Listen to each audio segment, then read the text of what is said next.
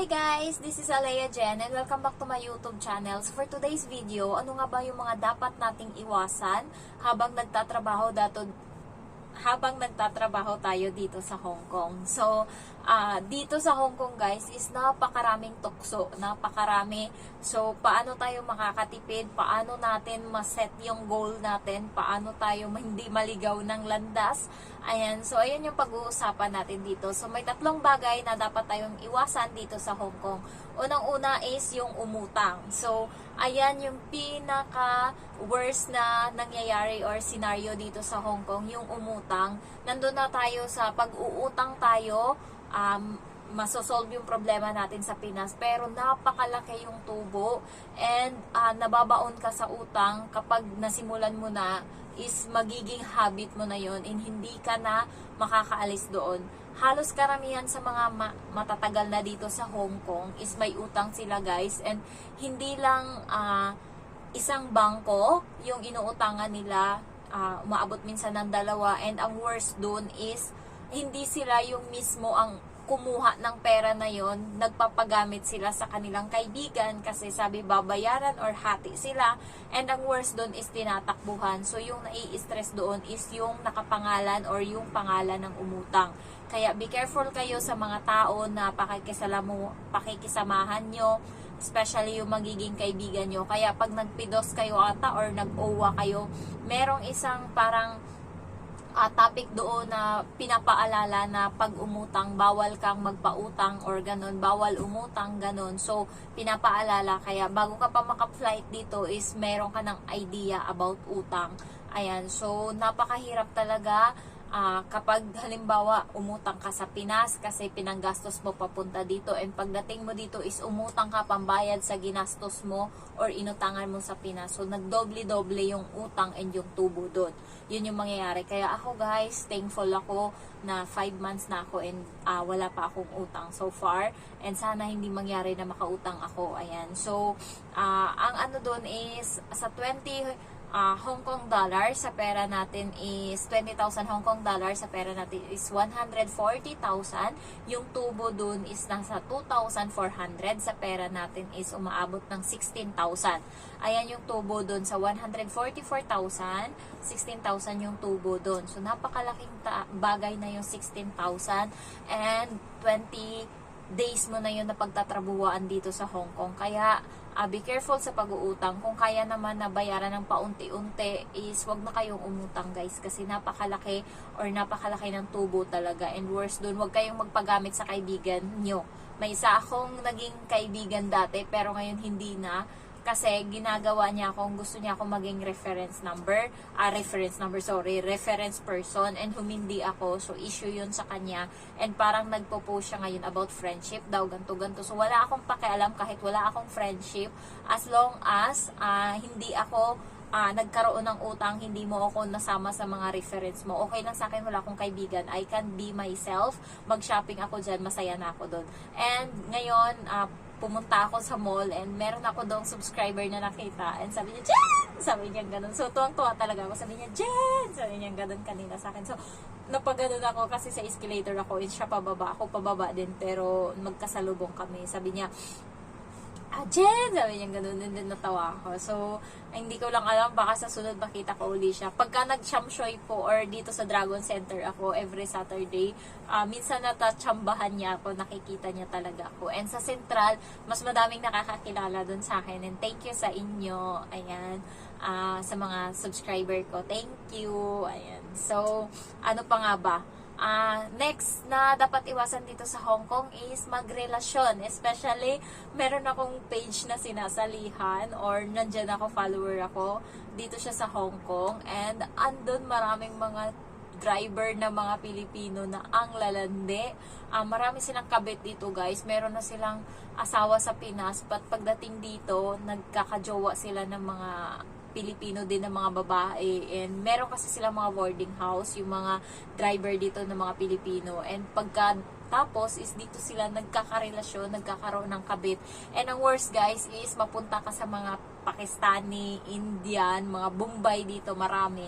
Kanina guys, nasa park-in shop ako, makwento ko lang. yung babae is Pilipina, naka-short siya na maiksi, tas kasama niya yung Bombay ata, basta yung Indian na lalaki. So ako, nakapila din, and sabay kaming dumating dun sa counter. So ang ginawa ko is doon sila sa kabila, kasi magkasunod kami, kasi nung una isa lang yung counter, so sila nauna and sumunod ako. Kaso may nag-open yung isang counter, so lumipat ako doon, so sabay kami ngayon na nagpila or nag-cashier. So pagkatas nun is yung lalaki tumitingin siya sa akin, and yung babae kumuha ng items doon sa likod, parang tubig ata. So kasi nauna sila sa akin, kaya nakikita ko sila, and yung lalaki is tingin ng tingin sa akin. So yung babae kasi nakasama niya, sorry, i-describe ko lang, marami siyang kate-kate, marami siya, and hindi siya maganda, sorry. And ako, wala naman akong interest dun sa lalaki, napatingin lang ako. Kasi nakukwento nga namin yan sa group, nag-aanuhan kami doon, nagtatawanan kami. Kasi nga yung mga babae na mga Pilipina is nakikipagrelasyon dito sa mga Bombay, and nasishare doon yung nangyari, yung mga green-minded, yung mga kung ano-ano pinagagawa nila. So, kanina guys, yung inano nila, yung ginrocery nila is mga snacks yun, pang ano yun, day off ng babae, and pupunta yun sila sa bahay ng Bombay or sa tinutuluyan ng Bombay, and mag-aanuhan yan sila doon. Ganun yung nangyayari, yung kinukwento. Kaya kanina yung lalaki, tingin siya ng tingin sa akin, so wala akong pakialam, and then yung babae kumuha ng something, so nagbayad na ako and then umalis. So nauna akong umalis, sila na ata, hindi ko alam. Pero mabagal kasi ako maglakad, cellphone ako ng cellphone, kasi nga kanina may ka-meet up ako na writer siya ng sa Espanya, Spain siya, writer siya doon, and gusto niyang i-cover yung nangyari dito sa China, sa Hong Kong, so buong China. So yung una is about mga bata sa China, so ngayon yung kino-cover niya is about mga domestic helper na nandito nagtatrabaho sa Hong Kong or China, kasi part naman ng China yung Hong Kong. So, kino-cover niya. Kaya kanina may ka-meet up ako and ka-chat ko siya. So, ang nangyayari, ito nga subscriber ko ngayon, Jen! Sabi niya gano'n doon. So, ako din, napaganon ako and napatawa ako and napasmile din ako. Yung lalaki pala sa likod na Indiano, yung doon nga sa park-in shop, nakatingin pala sa akin and kumiti siya. So, ako deadma ako kasi kasama niya yung jowa niya baka magalit yung jowa, hindi ako interesado sa kanya. So sumimangot ako, baka ma-post ako ng babae pero wala talaga akong interest doon. Baka nakita niya kasi yung jowa niya na tumitingin sa akin, baka ma-post lang ako, kasi pwedeng mag-post doon sa group na yun na nagpapa-shoutout. Yung iba guys, nagpo-post sila ng mga mukha ng mga Indiano, o sinong mag-claim dyan, ganyan, baka 2 tayo or 3 tayo dito. Or kaya yung iba is nagpo-post dito sa kwarto, shoutout pala sa nakaiwan ng Adidas na sapatos dito, ang kapal ng mukha mo, alam mo na nga may mga picture kami dyan na magkasama kami, tapos dyan ka pa talaga, pumasok ka pa talaga, nagpaanuhan ka pa dyan sa jowa ko. So mga ganon-ganon, kaya iwasan nyo dito guys makipagrelasyon sa Hong Kong, kasi padami ng padami yung lalaki na nakakachorba nyo, padumi kayo ng padumi. So kaya mindset talaga, iwasan yung mga tukso na yan, focus tayo sa goal natin, and marami dito, kasi parang ang nangyayari kasi pinag-aagawan, marami kasing babae ditong maharot na mga helper guys. So andyan na yung mga African, andyan na yung mga Chinese na mga nakachorba nila, nandyan yung mga Indiano, Pakistan. So yung isa kanina nag-comment, bakit dyan kayo sa mga Pinoy, ang liliit niyan, doon kayo sa African, sa mga malalaki, yung mga negro, di ba malalaki yan? Tapos sabi nung isang nag-comment, sige te, kay wasak na, hindi lang yung pepe mo yung wasak, pati yung bibig mo talaga, wasak talaga, pati lalamunan mo. Kaya iwasan nyo yung mga makipagrelasyon dito. And last but not the least, ano pa ba yung iwasan? 3 yun nakalimutan ko yung isa, nag-focus ako dito sa 2. Siguro, iwasan na hindi, nandun na yun. Wait! Isipin ko muna. Yung pangatlo is iwasan yung mag-shopping, and ito yung sakit ko. Iwasan yung, ayun talaga yung sabi ng agency ko sa akin, na iwasan daw yung shopping, para daw hindi maano yung goal or makaipon. Yun. Kasi dito sa Hong Kong, maraming mga sale guys. Halos lahat ng mga shop dito, puro naka-sale sa isang, halimbawa Giordano, meron talaga silang promo na sale niyan. Ganun din sa Uniqlo. So halos lahat sale dito. Kaya kung katulad ko, shopping is life ako, mauubos talaga yung pera mo kaka-shopping. So, hindi ka makakatipid, hindi ka makakapagpundar kapag yun talaga yung finocus mo. Kaya, tatlo yung iwasan natin. Yung iba, ihabol ko na lang. So, yung iwasan is umutang. Pangalawa is makipagrelasyon dito ng mga ibang lahi or mga Pilipino na mga driver. Marami dito. And, baka isa dito yung viewers ko masabi kasi pina-shoutout ko yun doon. So, yung ano kami sa Central, nagpadala ako ng pera and yung sa unahan ko is lalaki. So, ganun siya ng ganun sa akin, Pilipino. So, hindi ako nakipag-usap and tumitingin siya sa akin. Hindi, kasi alam ko na talaga yung mga gawain nila. Lalo mga driver dito guys, mga hindi mapagkakatiwalaan. So, nauna siya sa pila, doon na siya ngayon sa counter. Yung sumunod na counter sa kanya is doon ako napunta. So, ang pagitan lang namin is wala pang, parang ganito lang. Ayan. So, ang nangyari is doon siya nakaganon siya sa akin, naantay niya akong patingin-tingin siya, tapos pangiti-ngiti siya, tapos tingin siya ng tingin, and inaantay niya akong tumingin sa kanya. Ako kasi, nagsiselfone ako, so makikita mo talaga, kasi ano lang naman makikita mo yung tao dito sa peripheral vision or view mo na nakatingin sa'yo. So, inaantay niya akong tumingin sa kanya, so hindi talaga ako tumingin, nakasimangot ako. Tinitignan niya yung mukha ko.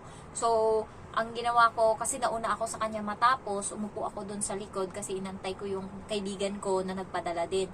So, nung nakita niya ako doon sa likod, nung natapos na siya, umalis na siya. Tapos nung nakita niya ako doon na nandun ako, bumalik siya and nilapag niya yung mga papel-papel niya doon sa may upuan, katabi ng upuan ko. And may sinasabi siya, guys. So, ako, alam ko na kasi yung ganyang diskarte pagka ganyan. Pagka sumagot ka, doon na magsisimula yan. Kaya hindi ako sumagot, bahala na sabihan niya akong maldita.